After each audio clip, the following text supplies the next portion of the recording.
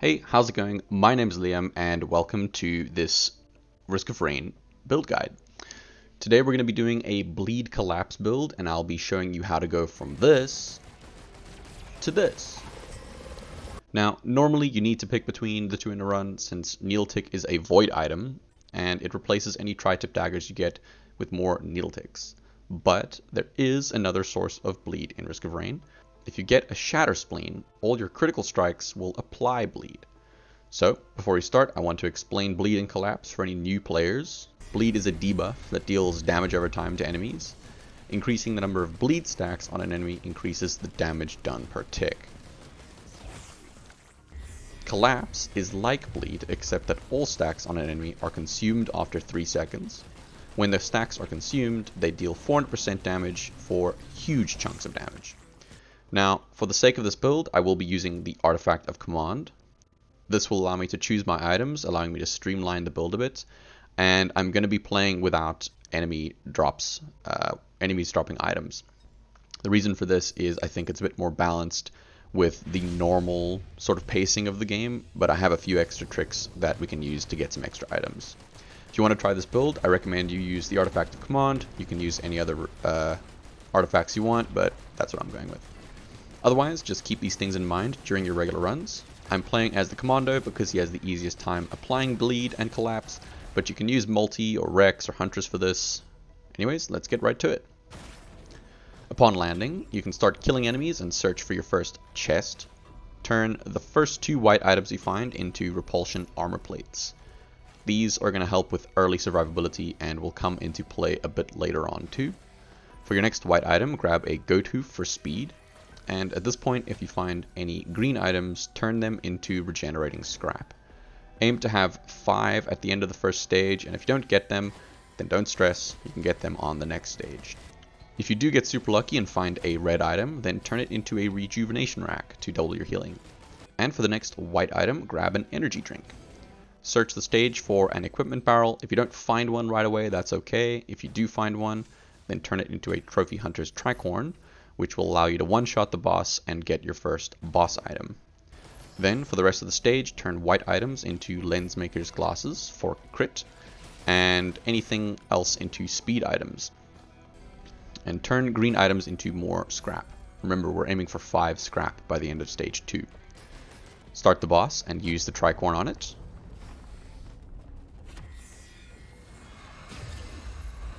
Head over and grab the yellow item that drops in and turn it into your first Shatterspleen. Now all your crits will be applying bleed, which will really ramp up all your damage. Turn the green item from the boss into a Harvester's Scythe so that your crits also heal you, and then you just proceed through the teleporter when the event ends. On the next stage, grab more scrap until you have 5. From stage 2 onwards, we go into the lunar portal for red items. Make sure to grab a few oddly shaped opals from white items for more defense. You only need as many as 5 for the entire run. Don't go for more than that. And this is sort of just more a mid-term defense option. It's not really late game. It's more for the beginning and mid-game. Then make sure to get some more speed items as the game goes on, since movement speed is of huge value for dodging attacks and just getting around quicker. If you find another red item, you can turn that into an Aegis. Don't worry if you don't get these lucky drops in your run, because there are plenty of opportunities for red items, since we make use of the lunar portal. The reason we pick up Aegis is to gain a shield when we overheal, which can essentially double our health bar. Make sure to grab some more crit glasses as you go. You don't need more than 8 if you're playing as Commando. Since we need to use the Newt Altar on stage 2, you might have to grab a Hopoo Feather in order to reach it like I did here. If that's the case, go for it. If not, more regen scrap. That's all that matters. After activating the altar, you're free to start the teleporter. If you didn't get a Tricorn on stage 1, then hopefully you found one here on stage 2. Go ahead and use it on the boss, and for the rest of the run, you can just keep using Tricorns you find on bosses for more Shatterspleens. All this really does is increase the damage of the explosion effect on Shatterspleen. It doesn't affect the bleed itself. And then throughout stage 2, if you're finding a lot of orange items, make sure to leave them as the little command blocks that you see that you can use to convert into items. That's so that you can gauge whether or not you need them for the boss. The reason I did that is so that I could grab a Gorag's Opus at the end of the stage, which I did here.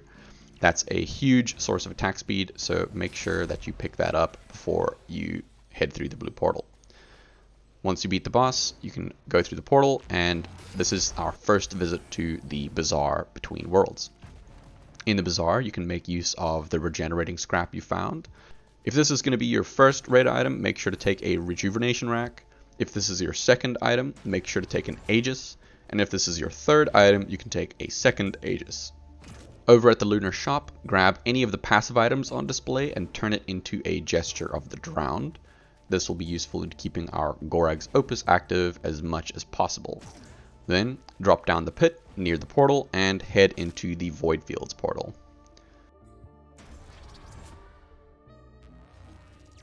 Here, you should try to complete as many of the vents as you can, but don't risk the run if things get a little dicey. You can always leave through the null portal on this stage and move on with the run.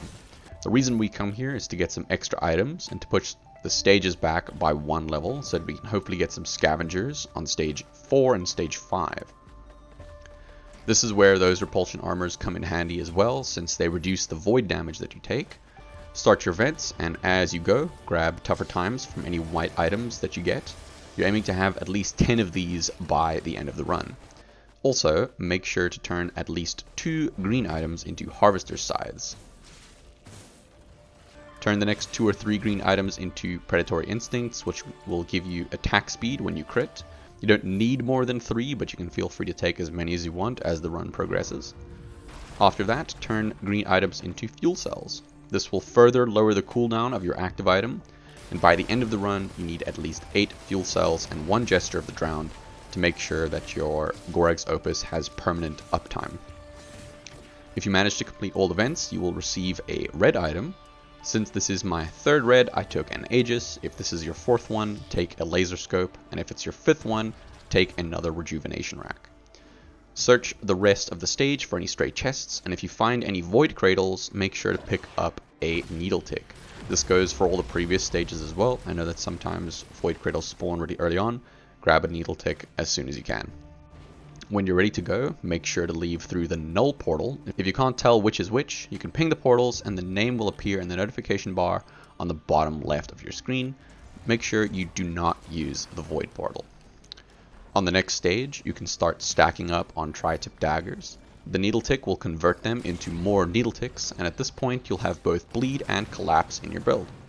If you didn't manage to get 5 regenerating scrap by stage 2 like I did, then make sure to do that now. After that, start turning all your green items into fuel cells to get that perma uptime on your Gorag's Opus. Remember, you need 8. Keep collecting daggers until you have 10 Needleticks. That's where the proc chance reaches 100%, and you won't need any more bleed or collapse items at this point. Make sure to check the stage for the Newt altar before starting the teleporter.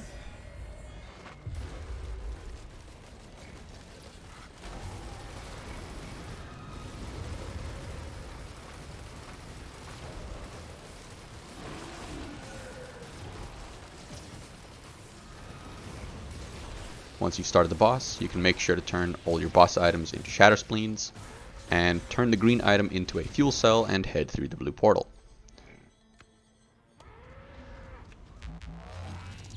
In the Bazaar, use your scrap to get a red item. If this is your fourth item, make sure to pick up a laser scope. Before you leave, go over to the level selector and look for the Sundered Grove image. Select that one and head on through. If you don't get the grove, just head through the portal and hope you get it. Either way, this is just for extra items. The next stage is just about rounding things out a bit. It's time to start grabbing more movement speed items and more fuel cells. If you're lucky, you'll get a scavenger on this stage. If you take them out, you'll get 10 free items. You can turn any white items into as much movement speed as you want. I went for 5 goat hoofs and 5 energy drinks. And then you can turn the rest of the white items into armor piercing rounds. This will help with the final boss. Try for as many as 10 armor piercing rounds by the end of the run. If you don't get a scavenger, then just complete the stage as normal. Look around the stage for the legendary chest and open it up. Turn this red item into your second Rejuve Rack if it's your 5th red item. This will triple your healing. Hit the Newt altar and start the boss. Turn the boss item into a Warhorn for more attack speed with your Gorag's Opus.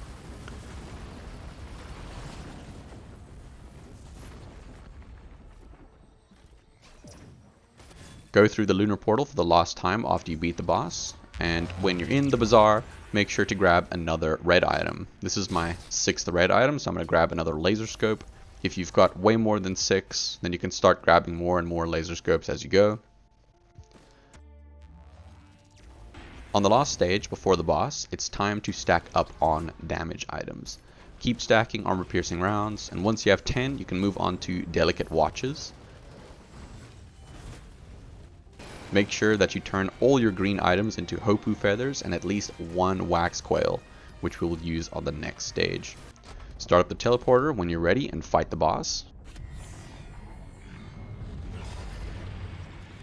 Make sure that you have your Gorag's Opus before you leave. That's a huge source of attack speed for this build. Don't forget it.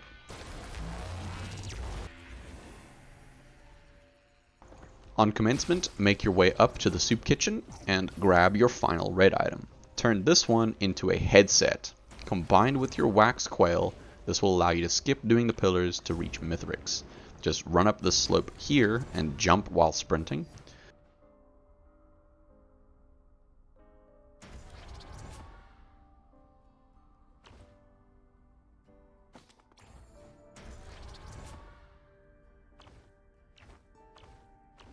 Now, I'll leave you to enjoy the boss fight.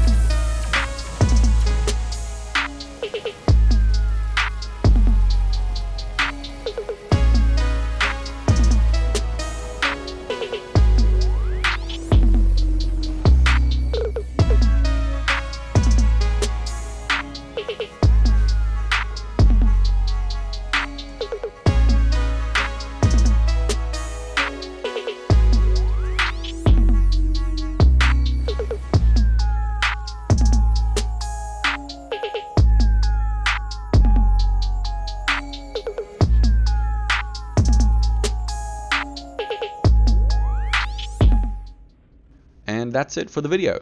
I hope you enjoyed watching this and that you learned something. Share this with any of your friends that might want some tips or something new to try. Like and subscribe, and I'll see you all next time. Bye.